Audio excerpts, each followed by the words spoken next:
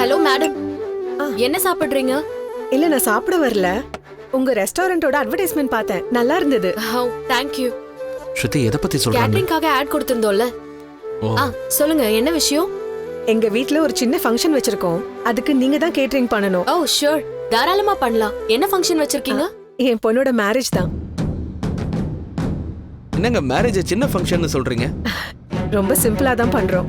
அப்புறம் கொஞ்ச நாள் கழிச்சு கிராண்டா ஒரு ரிசப்ஷன் பண்ணலாம்னு ஒரு ஐடியா. ஓகே ஓகே, பண்ணிடலாம். எவ்வளவு மெம்பர்ஸ் வருவாங்க? ஒரு 20ல இருந்து 25 பேர் வருவாங்க. நோ ப்ராப்ளம், தாராளமா பண்ணிடலாம். என்னென்ன டிஷ் வேணும்னு மட்டும் சொல்லுங்க.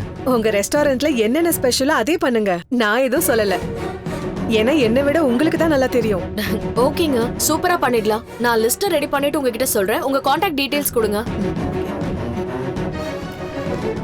இதான் என்னோட கார்டு.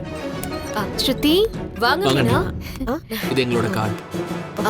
மேடம், நீங்க ஃப்ளவர் டெக்கரேஷன் கால் சொல்லிட்டீங்களா? இல்ல, பாத்துட்டு இருக்கோம். மேடம், அவங்க மீனா, என் கோ சிஸ்டர் தான். மேரேஜ் ஃபங்க்ஷன்ஸ்க்கெல்லாம் ஃப்ளவர் டெக்கரேஷன் பண்ணிட்டு இருக்காங்க. ரொம்ப நல்லா பண்ணுவாங்க. ஓ,